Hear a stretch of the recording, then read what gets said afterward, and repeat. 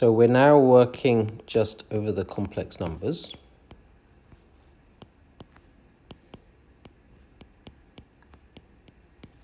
So I was trying to show you some of the awesome properties, the connections between algebraic groups and their Lie algebras that you can establish once you're in characteristic 0. So let me see, I'd proved 3 things already. I'd proved that if you had a morphism of algebraic groups, phi from G to H, then the Lie algebra of the kernel of that morphism was equal to the kernel of the differential.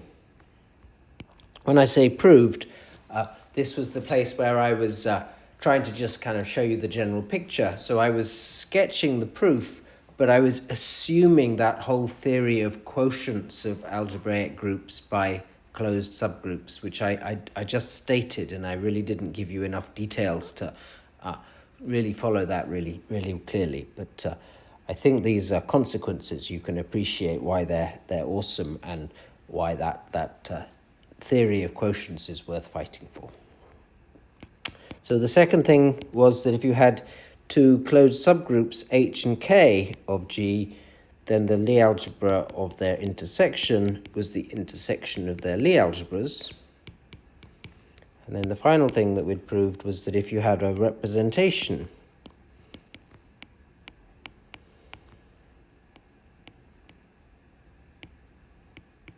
of your algebraic group G, so that was a morphism of algebraic groups to the algebraic group GLV for some finite dimensional vector space. Well, if you've got a representation of G, you can take the differential, and that gives you a representation of the Lie algebra, so a Lie algebra homomorphism from G to GLV.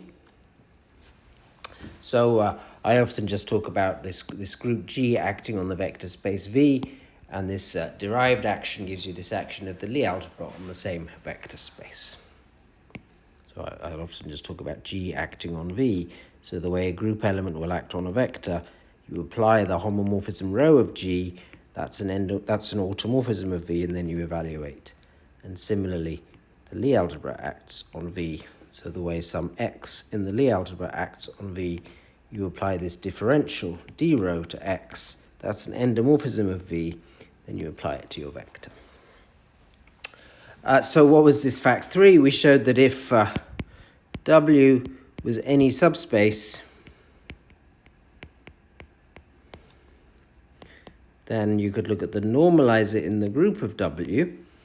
So everything in the group that leave W invariant, the Lie algebra of that closed subgroup was the same as the normalizer of that in the Lie algebra, so all elements of the Lie algebra which leave that subspace invariant.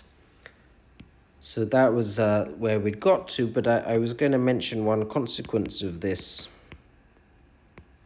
already. So this needs that your group to be connected. Then this subspace W, it's stable under the action of the group if and only if it's stable under the action of the Lie algebra.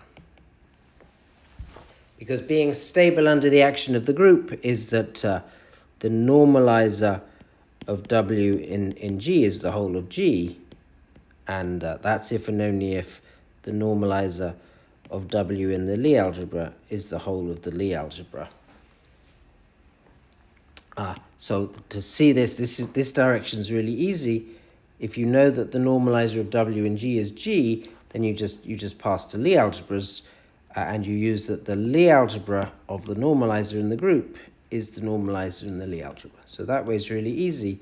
But this way, if you know that the normalizer in the Lie algebra is G, well, that tells you that the dimension of the normalizer in the group, because the normalizer in the group has that Lie algebra, it tells you that the dimension of that, which is a closed subgroup of G, is equal to the dimension of the Lie algebra of that guy. So it's equal to the dimension of G. And this then needs that G is connected, because then you've got a closed subset of this irreducible variety of the same dimension as G, so it has to be equal to G. So connected is coming in for that implication in that statement. So in other words, the group and the Lie algebra, they leave invariant all the same subspaces of V. So you usually use kind of the word submodule. So G is kind of the same notion of submodule.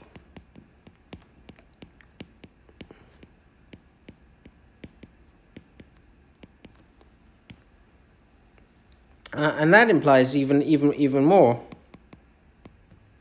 that in particular V is an irreducible representation of the group.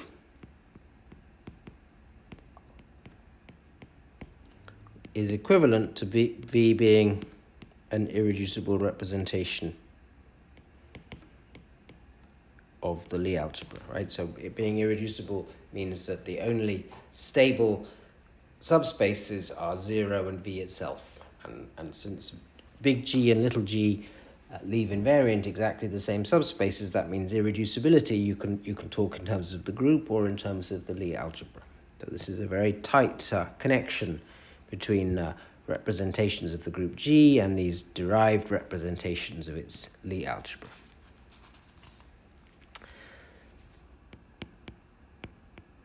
So the final result I want to prove, and I'm going to use the earlier observations, is called the lattice correspondence. So for this I need G to be connected. Let me just remind you we're working in characteristic 0, so I'm assuming the complex numbers. So I'm going to use the language an algebraic subalgebra. Algebraic subalgebra of the Lie algebra of G, we mean a subalgebra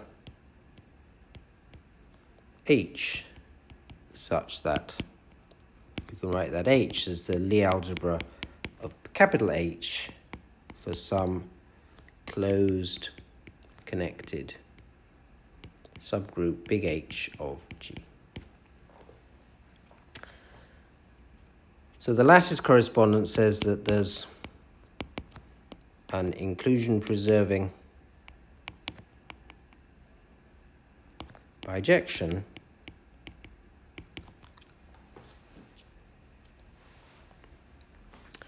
from the set of closed connected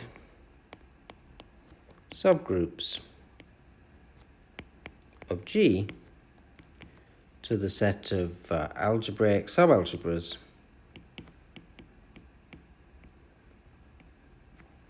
of the Lie algebra, taking subgroup H to its Lie algebra. This satisfies L of an intersection is the intersection of the Lie algebras. That was property 2 that we already saw. Moreover, H, as above, closed connected, is normal in G if and only if the Lie algebra, this German H, so this is the usual normal subgroup symbol. For Lie algebras, you talk in terms of ideal. So if and only if the Lie algebra of H is an ideal of the Lie algebra of G. I think maybe I'm kind of not telling you fully all the definitions in the Lie algebra world, so maybe I should just say what ideal means fully. It means that the bracket x, y is in H for all x in H and y in G. So I think you would have guessed that yourself, but I just wanted to note that there isn't a notion of left ideal or right ideal for Lie algebras, because the Lie bracket is skew commutative. It doesn't matter whether you put xy or yx, they just equal up to a sign. So there's simply the word ideal, and that's the Lie algebra counterpart of normal subgroup or groups.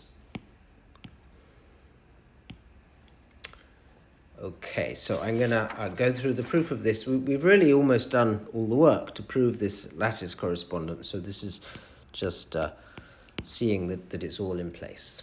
So the fact that this map from closed connected subgroups to algebraic subalgebras is onto, well, that's just a tautology because I defined algebraic subalgebra exactly so that this map would be onto. Okay, so it's onto by definition of algebraic subalgebra. To see that it's one-to-one, well, let's take two closed connected subgroups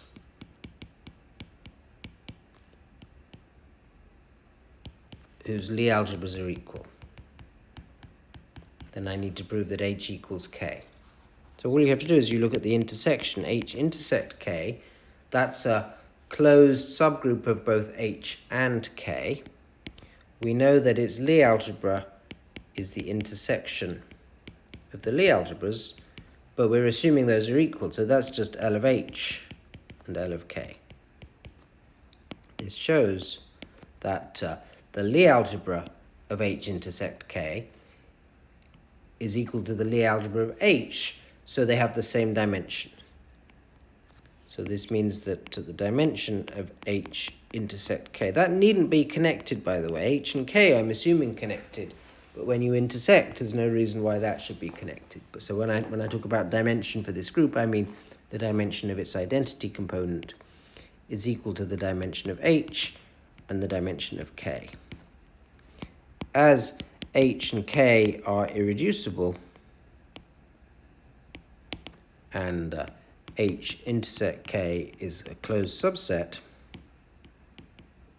this automatically implies that H intersect K is equal to both H and K. And that was what I was trying to prove. I was trying to prove that H equaled K as a result. Okay, so we've got this bijection, it's inclusion reversing, it preserves intersections, as we've said. So now finally, we need to show that if we have this closed connected subgroup H of G, that H is a normal subgroup if and only if its Lie algebra is an ideal. So for this, we're going to look at the adjoint action of G on the Lie algebra. So that makes the Lie algebra into a representation of the group G. And when we differentiate that representation, we get the adjoint action of the Lie algebra on G. And by that property 3,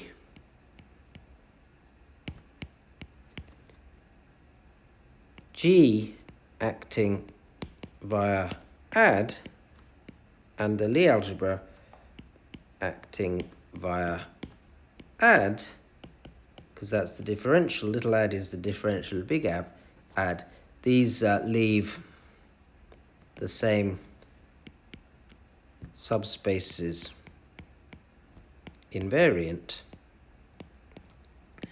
And saying that H is an ideal of G is exactly the same as saying that it's invariant under this little a adjoint action. So this right-hand property, H being an ideal of G, is equivalent to saying that H is stable under the endomorphism add G for every G in G. Okay, so that's what I'm actually going to use.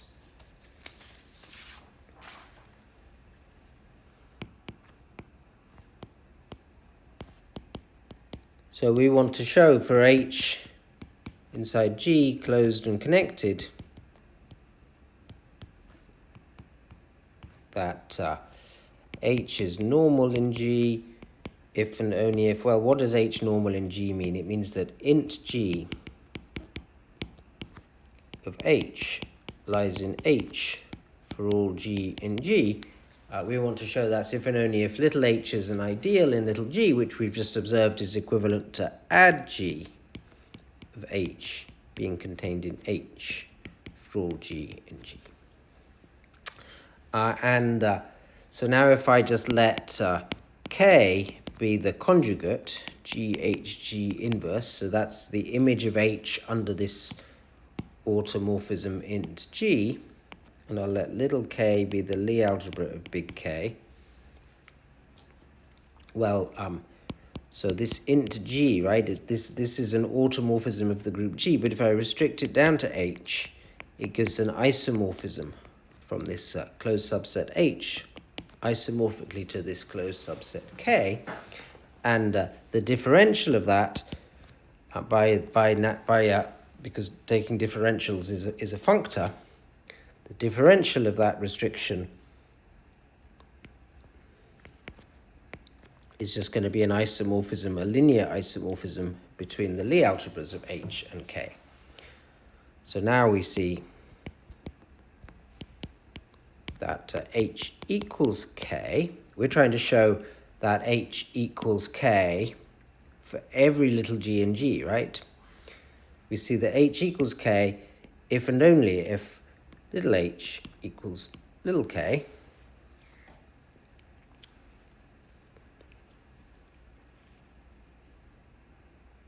Thanks to the lattice correspondence we've already established.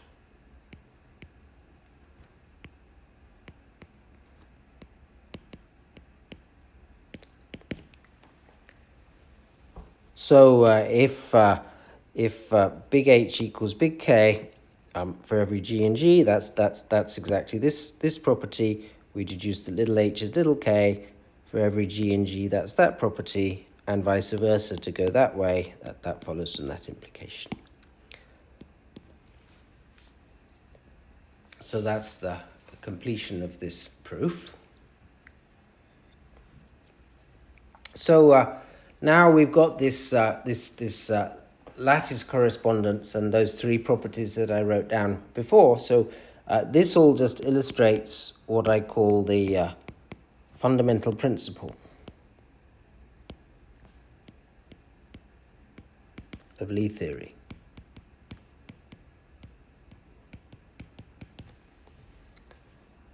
Those strong results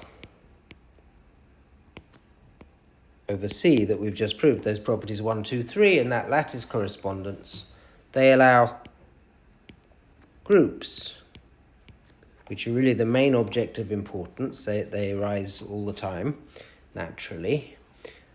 It allows groups to be studied via their Lie algebras. And so all of these theorems, they're ways to establish things about the groups or representations of the groups from properties of their Lie algebras or representations of their Lie algebras. So, for example, you could talk about the simple algebraic groups over the complex numbers.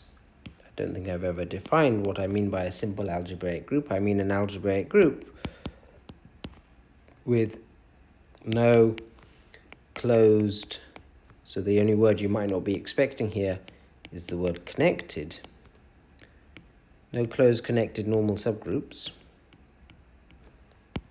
other than the obvious ones 1 and G. By the lattice correspondence that I just explained, the closed connected normal subgroups correspond to the ideals of the Lie algebra. So simple algebraic groups correspond to finite dimensional simple Lie algebras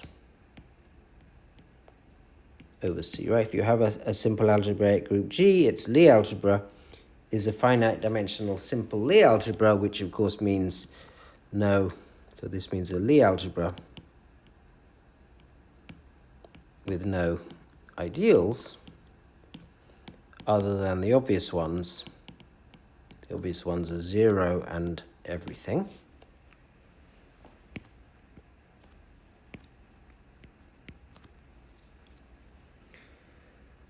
And what we're going to do is classify these simple Lie algebras.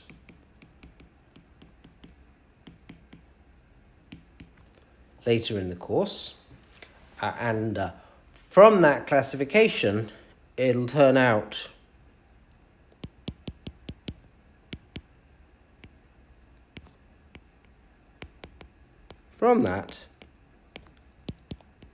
that every simple Lie algebra, finite dimensional simple Lie algebra, G, comes from a simple algebraic group, G.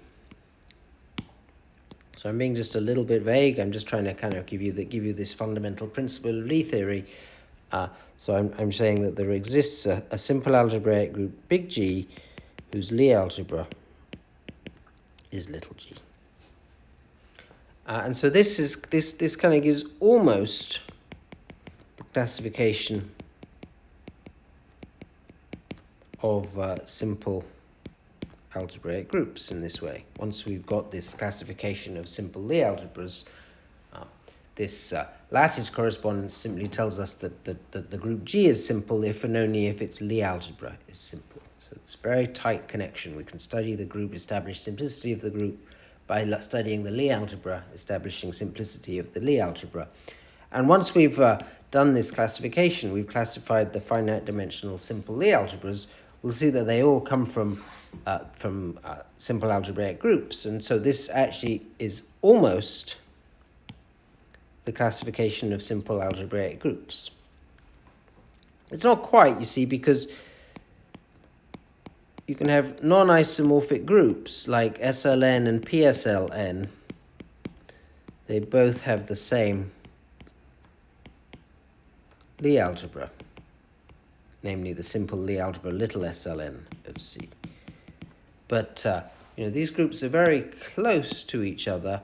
The Lie algebra SLN has some finite center, and PSLN is the group SLN has some finite center, and PSLN is the group you get by factoring out that center.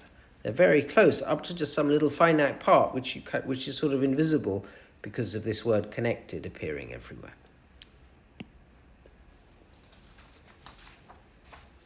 What else can you do? One can study representations of G. So now G is now a simple algebraic group.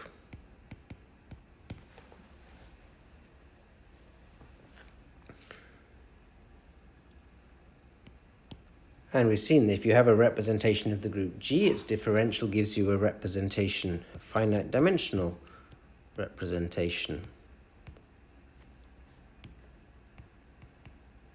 of the Lie algebra. And we've seen that submodules of a representation of the group correspond to submodules.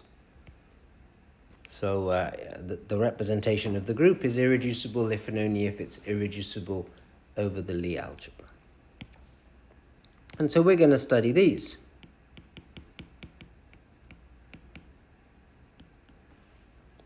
And what you see, we might not get there in this 10-week course, but you'll see that subsequently. We'll certainly see that every finite dimensional representation of a simple Lie algebra G is completely reducible. That's known as Weil's theorem.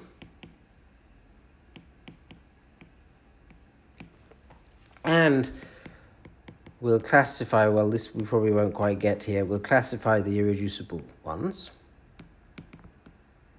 by some sort of discrete combinatorial data. And again, it'll turn out from that classification that every finite dimensional representation of the Lie algebra comes from a representation of the group, at least for a suitable choice of group. Remember, there's several different groups that give the same Lie algebra. You have to pick the biggest group in some sense. So you would want to pick SLN, not PSLN, for example. So from the Lie algebra work that we'll do, which is somehow easy, Lie algebras are easy because they're linear objects, you deduce all of these very strong results about representations of the group, which are typically rather harder to get at because you're in some nonlinear geometric world. So let me see, from this Weil's theorem, for example, we'll get that every representation of a simple algebraic group G over the complex numbers is completely reducible. And so on. So that's the philosophy. You use this tight connection between the group and its Lie algebra. You work at the level of Lie algebras. That's where you do the algebra. And then this tight connection lets you recover facts about these groups. So to me, this is the principle of Lie theory. This is what the game is all about.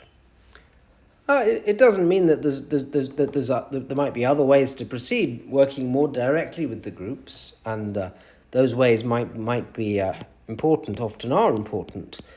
For example, if you're interested in studying the group SLN over the complex numbers, all its representations are completely reducible. And one way to prove this is to establish that via Weil's theorem for the Lie algebra,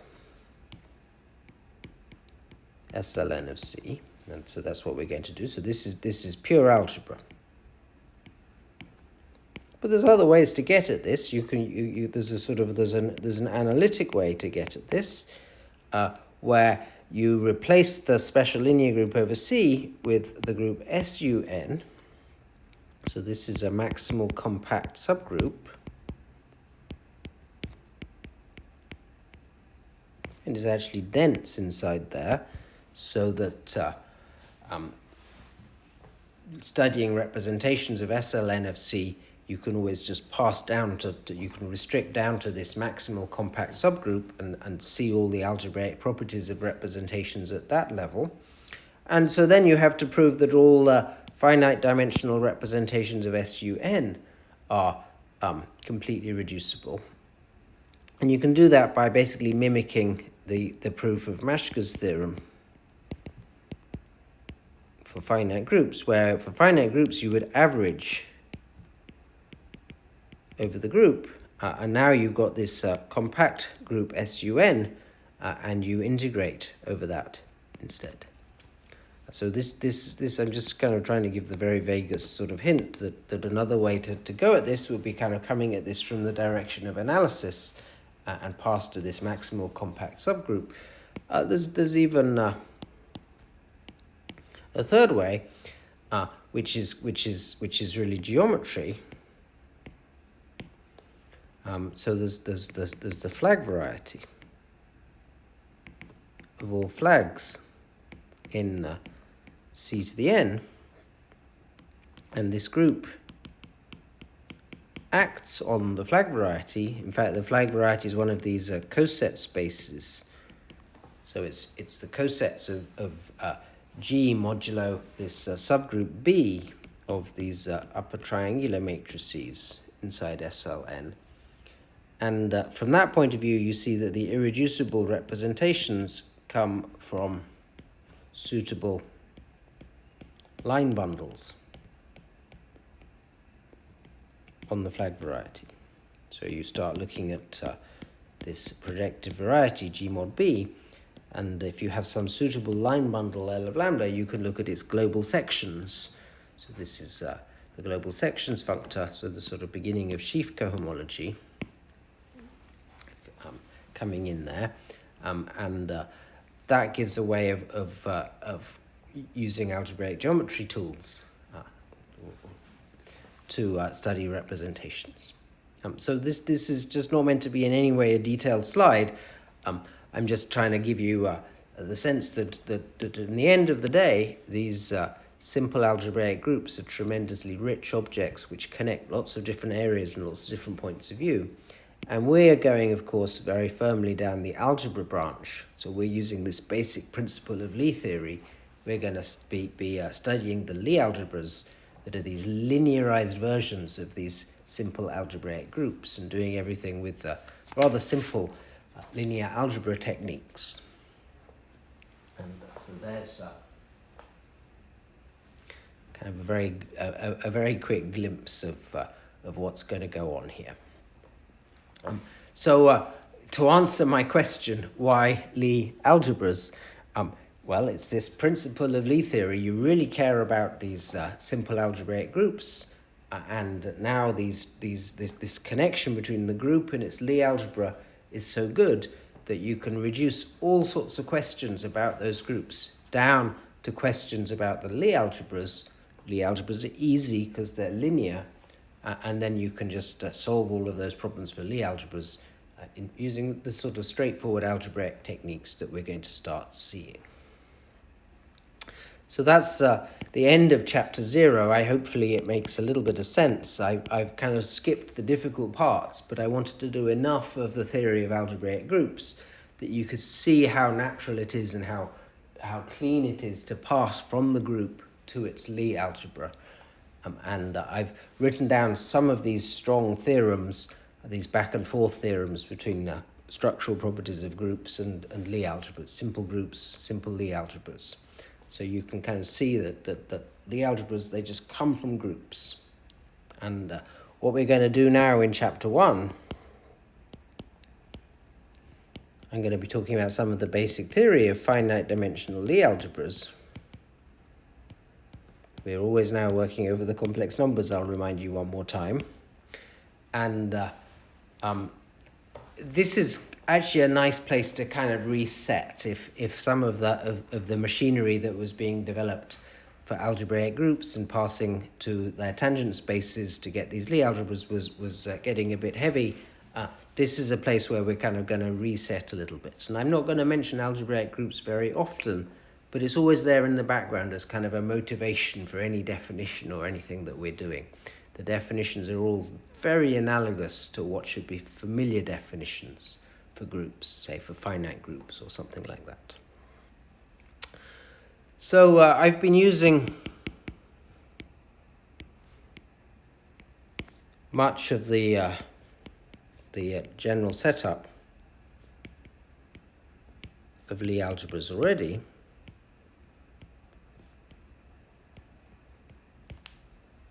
So if you have G, a finite dimensional Lie algebra, I've given you the definition, the abstract algebraic definition of what that means. It's got this Lie bracket, which is skew symmetric and satisfies the Jacobi identity. And I've been using all this terminology. I'm not going to write these definitions down. I've been using subalgebras, H of G.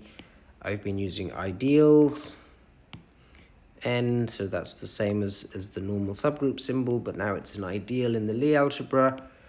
If you have an ideal, you can look at the quotient Lie algebra. G over N, so that's the quotient vector space, but it has a naturally induced bracket, making it into a Lie algebra in its own right. And things like the isomorphism theorems go through in the most obvious way from carrying over from groups to Lie algebras. I've talked, I guess, about things like normalizers and centralizer. So the centralizer of a subalgebra H, that would be all elements of G, whose Lie bracket with the elements of H give you 0. That's the centralizer. That should be sitting next to centralizer.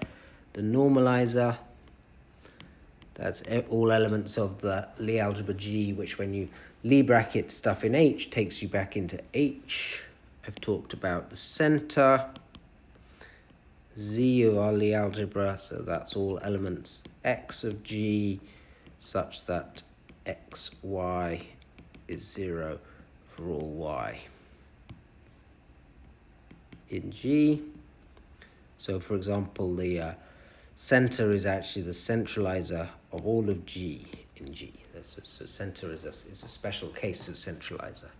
And I'm kind of just not going to write out very many of those definitions properly for you, because I think they're all things that you'll quickly guess. So many of the definitions just mimic definitions that you're already familiar with in the setting of certainly finite group theory, for example. I'm also not going to do a very good job about writing down the definition of what it means for a Lie algebra to be solvable, because I believe you've seen what it means for a group to be solvable. So what you need is this derived subalgebra,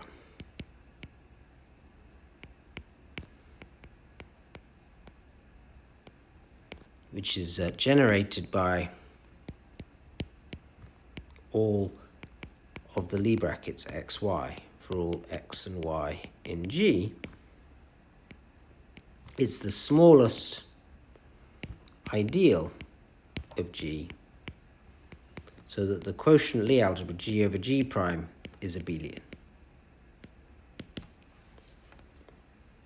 And then G is said to be solvable if the derived series, so that's when you take the derived subalgebra and then the derived subalgebra of that, and so on, eventually gets to the zero subalgebra. Okay, so that should look quite familiar. So if G is L of G, the Lie algebra of some connected algebraic group, then G is solvable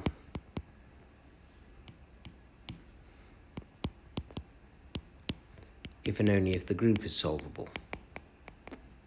So this is just a totally natural way to introduce this concept. It really comes from the notion of a solvable group, which is older. So that's solvable. There's also nilpotent. If you remember nilpotent groups, there's two ways of characterizing nilpotent groups, either using the ascending central series or the descending central series, and they're equivalent. And the same goes on for Lie algebras. Maybe it's easier to talk about the ascending central series. So you look at the center of G, and then you factor that out, and you look at the center of that quotient, and you pull it back. So this gives you this ascending central series. G is nilpotent if this eventually gets to the whole of G in finitely many steps here. G is finite dimensional, so it either stabilizes or it gets to G before too long. And again, this definition for Lie algebras is if and only if when little g is coming from a connected algebraic group big G, this is just the same as the big group being nilpotent. So I'm just kind of assuming that those are all things that you are familiar with, and it's not a big deal to just mimic those definitions for groups to repeat them for Lie algebras.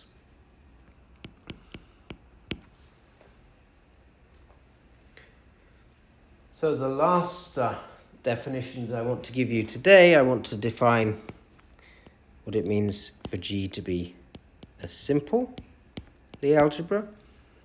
Well, I've already done that, but I'm just recording it again. If it has no ideals other than 0 and itself. And I guess I should say that the zero Lie algebra doesn't count. That's not a simple Lie algebra. And G is called semi-simple. So now this is a new definition. If it has no solvable ideals, no non-zero solvable ideals. We've already seen that if you start with a simple algebraic group, its Lie algebra G is simple too. And there's a notion of a semi-simple algebraic group, and the Lie algebra of a semi-simple algebraic group is a semi-simple Lie algebra in this sense. I'm not going to write that definition at the level of groups down. So in fact, Lie theory, this back and forth between groups and Lie algebras, it really works perfectly for semi-simple groups or Lie algebras. That's where it's really a beautiful back and forth technique. So we're mainly going to focus on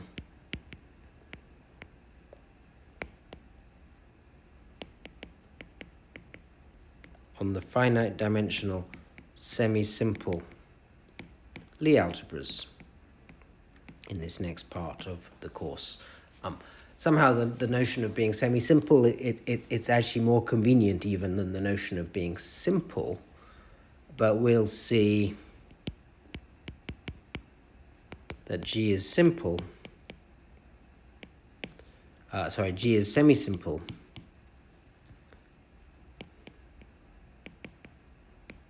if and only if it's a direct sum of simple Lie algebras.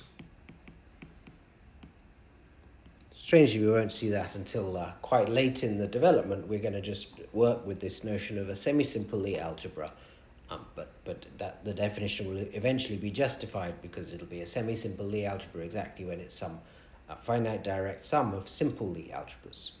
Direct sum, the Lie algebras is sort of an additive theory, whereas groups was a sort of a multiplicative theory. So I write direct sum, whereas for groups you would be talking about direct product.